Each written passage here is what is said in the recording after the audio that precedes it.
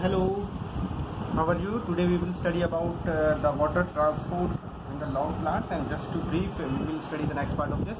And if we look for the transportations of water in the long plant, then the force of the diffusion is not only sufficient because it is not only a sufficient force because it takes very much time just to raise the water up to 1 meter high. Take the time up to years and many years. So that's why along with diffusion we have other methods like the mass or bulk transport systems are also involved, and the mass flow is the movement of the substance in the bulk or the masses from the one point to another point as a result of the pressure difference. Okay, so one point is pressure difference. Because of the pressure difference, the water also flows from one point to another point.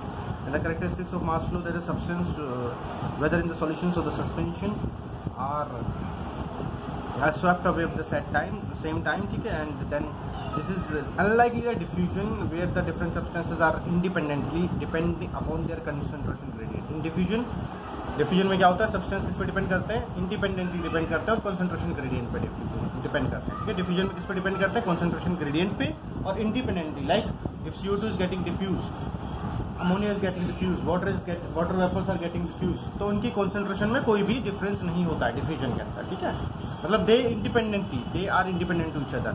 वो आपस में कुछ उनको मतलब नहीं है कि कौन किससे डिफ्यूज हो रहा है. And then this can be either a bulk process flow can be either achieved by the positive hydrostatic pressure or a negative hydrostatic pressure. Positive hydrostatic pressure, a garden house, and a negative hydrostatic pressure is the suction through the straw. ठीक है, तो जो हम पानी लगाते हैं, हम pump पीछे से मतलब ऑन करते हैं तो हम प्रेशर से पानी लगाते हैं, that is a positive pressure. And suction और the vacuum pump, that this is example of negative pressure. ठीक है, नेगेटिव प्रेशर ग्रेडियंट. तो long transport of the water, transportation of water in the plant take place by these two methods, right? See the next they have given that the bulk movement of the substance through the conducting or the vascular tissues. The long tissue or the long part of the plant, they also conduct, they also have vascular tissue in them. Okay, the long part of the plant, they also have vascular tissue in them. So vascular tissue होने की वजह से उनको हम उनके अंदर water को conduct करना इजी हो जाता है, और इस प्रोसेस को बल्क मूवमेंट को हम ट्रांसलोकेशन कर देते हैं. Do you remember the studying cross section of the roots, stem and the leaves of the higher plant and studying the vascular system? Yes, we remember that. And the vascular systems are of two types actually, the xylem and the phloem. And in higher plants, the xylem and the phloem. Xylem is associated with the translocations of mainly water or the salt. xylem किसका translocation करता है, दो चीज़ों का है, water और minerals, और you can say salt. तो हम ये ऐसे याद कर सकते हैं, xylem जल का ट्रांसपोर्ट करता है. ठीक है, xylem जल का जल को ट्रांसलोकेट करता है, और जल के साथ साथ क्या जाते हैं, मिनरल्स आते हैं. फ्लोएम फूड का ट्रांसलोकेशन करता है. And along with that we see the xylem also translocate the organic nitrogens and hormones, and from the root to the aerial part of the plant. The phloem translocate a variety of organic and inorganic solutes, mainly the leaves to the other part of the plant. Why from the leaves? Because leaves are the factory of the plant, जहाँ पे खाना बनता है. तो leaves से transport होता है किसका, दूसरे जगह पे कौन करेगा, फ्लोएम करेगा. ठीक है, फूड का ऑर्गेनिक और इनऑर्गेनिक सॉल्यूट्स का ट्रांसपोर्ट करता है फ्लोएम. और जाइलम क्या करेगा, इसके अपोजिट जाइलम ट्रांसपोर्ट करेगा मिनरल्स, वाटर का, सॉल्ट का, नाइट्रोजनस एंड हार्मोन्स का root from the aerial part of the plant. ठीक है, आगे देखते हैं. How do plants absorb water. अब प्लांट वाटर कैसे एब्जॉर्ब करते हैं, तो हमें पता है कि प्लांट का कौन सा पार्ट वाटर एब्जॉर्ब करता है, रूट. ठीक है, हमें ये पता है प्लांट का रूट वाला पार्ट वाटर एब्जॉर्ब करता है. So we understand how do the plant absorb water. So definitely the roots is the part. We know that the root absorb most of the water for the plant that goes into the plants. Obviously that is why we apply water to the soil and not to the leaves. हम तो जब अगर हमें plant को grow करना है तो हम उसके मतलब लीव्स पे थोड़ी पानी छिड़कते हैं, नीचे बहुत ज़्यादा पानी हम नीचे देते हैं. ठीक है, and the responsibility of the absorption of the water and the minerals is more specifically the function of the root hair. ठीक है, the responsibilities of absorption of water and minerals is more specifically the functions of the root hair that are present in the millions at the tips of the root. आपने root पे बहुत सारे root hair देखेंगे. For example carat पे होते हैं, reddish पे होते हैं. ठीक है, जहाँ भी रूट रहेंगे वहाँ सारे छोटे छोटे हेयर्स निकले होते हैं, उनको रूट हेयर्स कहते हैं, और वो मिलियंस में प्रेजेंट होता है. Root hair are thin wall. अब रूट हेयर क्या होते हैं, उसको बता रखा है. Root hair are the thin wall cylinder extension of the root epidermal cells that greatly increase the surface area of the absorption. तो रूट हेयर क्या करेगा, फंक्शन. कल को कोई पूछा रूट हेयर का क्या फंक्शन है, डेफिनेटली जैसे ब्लाई का हमारे इंटेस्टाइन में फंक्शन है, सरफेस एरिया बढ़ाते हैं. ठीक है, क्यों? एब्जॉर्प्शन के लिए। Water is absorb through the mineral salts and solutes and by the root hair and purely by the diffusion. Once the water is absorb by the root hair it can move deeper into the root layers by the two distinct pathways. अब water purely because of diffusion ही आएगा, कहाँ पे? Root hair तक, ठीक है, diffuse होके आएगा। क्यों? क्योंकि सॉइल में बहुत सारा पानी है तो रूट हेयर में डिफ्यूज हो जाएगा। रूट हेयर में पानी कम है, कंसंट्रेशन पानी है नहीं, क्योंकि पानी ये लेते हैं बट ये ऊपर देते रहते हैं, तो वहाँ हमेशा ऐसा लगेगा कि वहाँ पानी की कमी है, तो इसलिए डिफ्यूजन होके आएगा। अब दो पाथवे हैं। First pathway that we called apoplast and second is a symplast pathway. Apoplast is system of the adjacent cell wall that is continuous through the plant except the casparian strip. अब casparian strip से पहले cell wall का connection होता है, ये इसके अंदर, फिर ये इसके अंदर, फिर ये इसके अंदर, बट कैस्परिन स्ट्रिप ने कनेक्शन यहाँ पे कट कर दिया है, ठीक है। कैस्परिन स्ट्रिप आ गई, और जब कैस्परिन स्ट्रिप आ गई, if you see this diagram from this, क्या हो रहा है इसके अंदर? देखिए सिम्प्लास्ट जो पाथवे ये कहाँ से जा रहा है? एक रूट हेयर से और सीधा सेल्स के थ्रू पास करेगा, ठीक है। थोड़ा बहुत सेल वॉल में एंटर कर सकता है बट प्रोटोप्लाज्म के थ्रू जा सकता है सिम्प्लास्ट सीधी। अब हम एपोप्लास्टिक पाथवे ब्लू वाली लाइन से समझते हैं। एपोप्लास्ट पाथवे यहाँ गया ओनली कहाँ तक रहा है? सेल वॉल तक। कभी भी इसने प्रोटोप्लास्ट के अंदर एंट्री नहीं की है। ये कौन सा पाथवे हो जाएगा जो प्रोटोप्लास्ट के अंदर एंट्री नहीं कर रहे? Apoplast pathway. समझ में आया? एपोप्लास्ट पाथवे कौन सा हो जाएगा? The pathway which is not taking entry into the protoplast, ठीक है। जो पाथवे प्रोटोप्लास्ट के अंदर एंट्री नहीं कर रहा है, जो ब्लू कलर की लाइन से यहाँ डिनोट कर रखा है, वो एपोप्लास्ट पाथवे हो जाएगा। और ये वाला कौन सा पाथवे हो जाएगा? सिम्प्लास्ट, ठीक है। These are two main distinct pathways for the absorption of water by the root hairs as well as the root, ठीक है।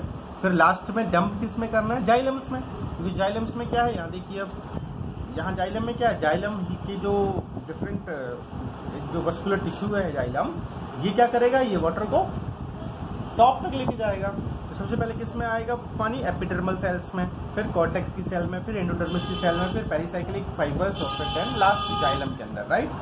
सो if the water is going through the plasmodesmatas and it's going through the inside the cell membrane and it's going through one protoplast to another protoplast, this we called symplast, ठीक है। Apo means through the cell wall only, क्योंकि apoplast है यहाँ, तो apoplast मतलब protoplast में नहीं जाएगा, उसके बाहर ही जाएगा, ठीक है, उसके किनारे पर साइड पर आएगा। सिम मतलब उसके थ्रू ही पास होगा। तो ये दो पाथवे, अब हम उनको समझते हैं, ठीक है। Same, so we can understand that from this diagram also कि सबसे पहले कहाँ जाएगा? रूट हेयर के बाद एपिडर्मिस के अंदर आएगा। एपिडर्मिस के बाद ये जो अंदर की सेल्स हैं इनको हम कॉर्टेक्स बोलते हैं, ठीक है। फिर उसके बाद किसके अंदर आएगा? एंडोडर्मिस के अंदर आ गया, जो यहाँ लिख रहा है थर्ड पॉइंट पे। थर्ड पे क्या आ गया? थर्ड पे एंडोडर्मिस आ गया, ठीक है। फोर्थ पे क्या आ गया? Pericyclic fibres. तो वो कैस्परिन स्ट्रिप पार करके फिर वो पेरिसाइक्लिक फाइबर्स के अंदर आ गया, ठीक है, पेरिसाइक्लिक फाइबर्स के अंदर। फिर लास्ट के अंदर किस में चला जाएगा? जाइलम के अंदर। तो ये लास्ट में किसके अंदर चला जाएगा? जाइलम के अंदर। तो इस तरह से जाता है, ठीक है। Now you understand and read it. I hope it's clear now. Okay. So let's see. Epiblast is the system of the adjacent cell wall that are continuous throughout the plant and express the Caspin strip and the endodermis of the root. तो यहाँ पे छोड़ करके Caspin strips तक apoplastic pathway काम करता है। Apoplastic movement of the water occur exclusive through the intracellular spaces. कहाँ से होगी? सिर्फ स्पेस में, सेल्स के बीच में जो गैप है, स्पेस है, सेल वॉल है, बस वहीं तक, ठीक है। And the cell wall of the cells, तो सेल वॉल और स्पेस, वहीं पे एपोप्लास्ट पाथवे काम करेगा। Movement through the apoplast does not involve the crossing of the cell membranes, right. यहाँ कभी भी सेल मेम्ब्रेन को एपोप्लास्टिक पाथवे के अंदर कोई भी चीज, कोई भी ये जो इस पाथवे के अंदर एपोप्लास्ट पाथवे के अंदर क्रॉस नहीं किया जाएगा, किसको? Membranes. Then next, the movement is dependent on the gradient. Definitely movement तो ग्रेडियंट पे डिपेंडेंट रहेगी। The apoplast does not provide any barrier to the water movement and water movement is through mass flow. तो apoplastic pathway क्या करता है? कोई भी barrier provide नहीं करता है, ग्रेडियंट के थ्रू मूवमेंट होती है, क्योंकि यहाँ कोई बैरियर है ही नहीं, मेम्ब्रेन है ही नहीं। हमने क्या पढ़ा था? हमने पढ़ा था वाटर को हम सेल मेम्ब्रेन से पास नहीं कर सकता आराम से, वाटर को सेल मेम्ब्रेन से पास नहीं कर सकते, यहाँ कोई ऐसा सेल मेम्ब्रेन है ही नहीं। As the water evaporate into the extracellular spaces और the atmosphere, the tension develop in the continuous stream of the water in the apoplast, hence the mass flow of the water occur due to the adhesive and the cohesive properties of the water। तो यहाँ क्या कह रहा है कि intercellular space के अंदर water evaporate होगा, यहाँ से भी इवैपोरेट होगा, ऊपर से भी, लीफ से भी इवैपोरेट होगा, तो एक टेंशन डेवलप होगी और इस पॉजिटिव मतलब टेंशन समझ रहे हो, ये वैसी टेंशन नहीं पढ़ाई की, ये टेंशन है उसको सरफेस टेंशन वाली, जिससे वाटर फ्लो करता रहेगा, अपवर्ड मूवमेंट करता रहेगा और कंटिन्यूस स्ट्रीम वाटर की बनी रहेगी एपोप्लास्ट के अंदर, और mass flow of the water होता रहेगा अगर due to the adhesive and the cohesive properties of water. Water के अंदर दो प्रॉपर्टीज होती है आपस में जो होती है उसको हम कहते हैं कोहेसिव, जो आपस में एक सब्सटेंस के मॉलिक्यूल को अटैच कर रखती है, that we called cohesive. Adhesive is the attraction force between two different molecules, ठीक है। जैसे हम लगाते हैं ना एडिसिव्स लगाते हैं, कब फेविकॉल, ठीक है, फेविस्टिक और डिफरेंट जो चीज़ें आ रही है मार्केट के अंदर, दे आर एडिसिव्स, वो चिपकाती है फोटो वगैरह चिपकाने के लिए, वो कोहेसिव नहीं होती, वो एडिसिव्स होती है। उसी तरह कोहेसिव्स are if the attraction force acting between a molecule between the molecule of the same substance, attraction force, ठीक है, attraction force between same substance, उसको हम कह देते हैं कोहेसिव। सेम सब्सटेंस कैसी, अगर मैं यहाँ वाटर की एक ड्रॉप डालूँ, ठीक है, तो वो वाटर की एक ड्रॉप ऐसे रहेगी, वो ऐसे ऐसे ऐसे ऐसे अलग अलग नहीं हो जाएगी, तो इसके पार्टिकल के बीच में कुछ ना कुछ अट्रैक्शन है, उसको बोलते हैं कोहेसिव। सबसे अच्छा अट्रैक्शन किसमें होगा, सॉलिड में, फिर लिक्विड, फिर सबसे कम कोहेसिव फोर्स किसमें होगा, गैसेस में, तो वो होता है कोहेसिव। एक ही पार्टिकल अपने मॉलिक्यूल के अंदर आपस में एक दूसरे से बंध के रहते हैं, तो दैट इज कोहेसिव नेचर, ठीक है। कोहेसिव समझ रहे हैं आप, जैसे कोई चीज, जैसे पेन कोहेसिव है, ये एडेसिव प्रॉपर्टी इसमें नहीं है, मैं इसे उसको उठाया फिर ये चिपक नहीं रहा, अगर मैं यहाँ एडेसिव्स लगा दूँ तो मैं इसको लिफ्ट करूंगा तो मेरे फिंगर के साथ राइज होगा, तो ये एडेसिव्स हो गया, मेरे फिंगर और इस पेन के मॉलिक्यूल आपस में अटैच हो गए। Now we see the symplastic system is the system of the interconnected. अब सिम्प्लास्टिक मतलब प्रोटोप्लास्ट पार होके जाना है, तो इंटरकनेक्टिंग प्रोटोप्लास्ट का सिस्टम है ये। Neighbouring cells are connected through the cytoplasmic strand that extend through plasmodesmata. तो नेबरिंग सेल कैसे कनेक्टेड है, एक दूसरे के साइटोप्लाज्मा से, एक दूसरे के साइटोप्लाज्म से, साइटोप्लाज्म कैसे कनेक्टेड, प्लाज्मोडेस्माटा के थ्रू।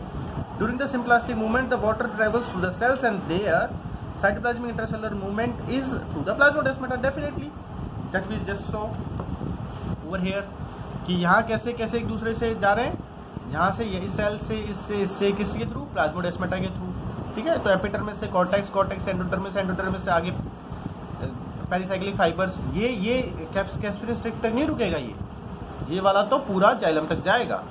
सिम्प्लास्ट जो पाथवे है ये प्लाज्मोडेस्माटा के थ्रू एक कंटिन्यूअस सिस्टम है and that goes up to the xylem, right. Now we see the next. Intercellular movement is through the plasmodesmata. Water has to enter the cells through the cell membranes and hence the movement is like relatively slower. Definitely, water को cell membrane पार करनी पड़ेंगी हर एक stage पे, और उसके लिए वो आसान चीज नहीं है क्योंकि cell membrane is made up of lipids, ठीक है, फॉस्फोलिपिड्स, तो वो that is not hydrophilic cell membrane, तो डेफिनेटली, ठीक है, तो ये रिलेटिवली स्लोअर मूवमेंट होगा। Movement is again down a potential gradient, movement दोबारा से किसके डाउन हो रही है, पोटेंशियल ग्रेडियंट के डाउन हो रही है, ठीक है। सिम्प्लास्टिक मूवमेंट में be added by the cytoplasmic streaming. हाँ, जो साइटोप्लाज्म के अंदर cytoplasm streaming, you understand, in the cytoplasm what happens, in the cytoplasm the substance get circulated, ठीक है, सर्कुलेट करते रहते हैं सब्सटेंस, उसको हम कह देते हैं साइटोप्लाज्मिक स्ट्रीमिंग। इसको ही हम कह देते हैं साइटोप्लाज्मिक स्ट्रीम करते रहते हैं, जैसे पानी की भंवर चलती रहती है ना, तो ऐसे ये साइटोप्लाज्मिक स्ट्रीमिंग इसको बोलते हैं, ठीक है। सब्सटेंस क्या करते हैं, मूव करते रहते हैं। साइटोप्लाज्मिक अगर स्ट्रीमिंग हो रही है, कहाँ थे हम, साइटोप्लाज्मिक स्ट्रीमिंग, सेल्स एंड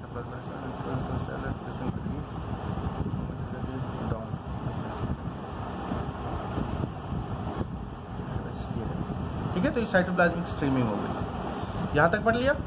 तो ये सब्सटेंस घूमता रहता है, अगर वो उसके बाई चांस है कि अगर उसी डायरेक्शन में सब्सटेंस घूम रहा है तो पानी तेजी से जाएगा, तो ये हेल्प कर सकता है, साइटोप्लाज्म स्ट्रीमिंग इसमें एड कर सकती है, that can help it out the movement of the water in that, right. You have observed the cytoplasmic streaming the cells of the hydrilla plant leaf, the movement of the cytochloroplast to the streaming is clearly visible. तो hydrilla की जो एक plant है उसके sales की जो leaf के अंदर अगर हम देखें तो वहाँ पे आप देख सकते हैं कि थोड़ा थोड़ा क्लोरोप्लास्ट मूव करता रहता है because of the streaming, cytoplasmic streaming, ठीक है।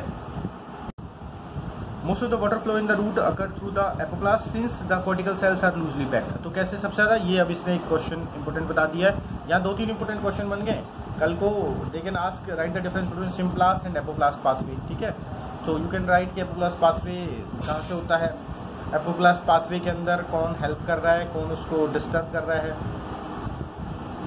एपोप्लास्टिक पाथवे कहाँ तक होगा, मतलब यूजुअली कैस्परिन स्ट्रिप तक एपोप्लास्टिक पाथवे अच्छे से होगा, फिर बाद में एपोप्लास्टिक पाथवे कैस्परिन स्ट्रिप्स को पार अगर करता है then it can go to the xylem, that we understand, ठीक है।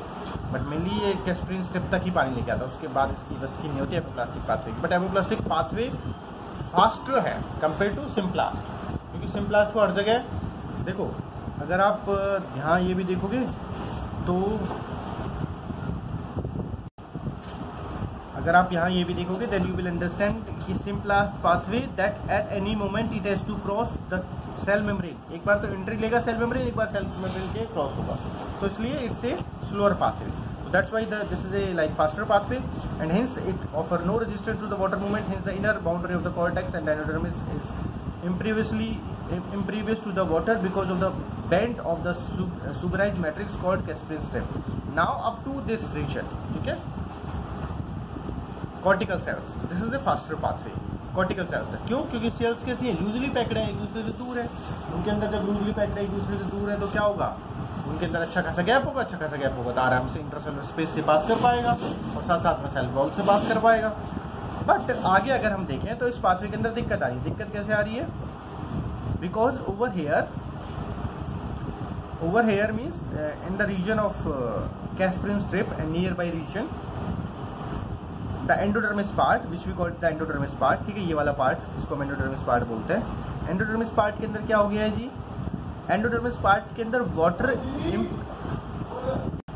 इन endodermis part this has become impervious to water. Impervious means impenetrable, ठीक है, water can not penetrate, it can not pass through, ठीक है, because of the bend of the suberise matrix called casparian strip. एक पूरी की पूरी कैस्परिन strip present है, ठीक है, एक पूरी की पूरी कैस्परिन स्ट्रिप प्रेजेंट है यहाँ पे। तो इस कैस्परिन स्ट्रिप की वजह से, स्ट्रिप मतलब पूरी लाइन, पूरी पट्टी प्रेजेंट है, ठीक है, जिसकी वजह से क्या हो गया, और ये भी सुबरिन की बनी हुई है, तो उसकी वजह से क्या हो गया, इसकी वजह से मैट्रिक्स में से आराम से अच्छे से वाटर निकल के पास होके नहीं जा पा रहा है। This has become the problem with this, ठीक है। The water molecule is unable to penetrate this layer, so they are directed to cell wall regions and not suberise, ठीक है, तो इसलिए ये सेल वॉल रीजन की तरफ जाने लगते हैं। यहाँ के बाद दोबारा सेल वॉल की तरफ जानते हैं, जो कि सेल वॉल क्या है, सुबराइज नहीं है। सुबराइज समझते हो, सुबरिन होता है, सुबरिन होता है एक सब्सटेंस, और ये सुबरिन एक कॉम्प्लेक्स पॉलीमर है, and because of this suberin is actually impermeable to water because it is a complex polymer. तो इसकी वजह से क्या होगा, ये वाटर को दोबारा डायरेक्ट कर देगी कहाँ, सेल वॉल की तरफ, ठीक है। तो यहाँ से वाटर एक पाथवे तो वाटर को मिल गया कि आगे दूसरे पाथवे के अंदर मिल के आगे वो जाइलम तक जा सकता है। Okay, will see the next part in the next class from this region from the most of the cell wall. Thank you for watching. Please like and subscribe.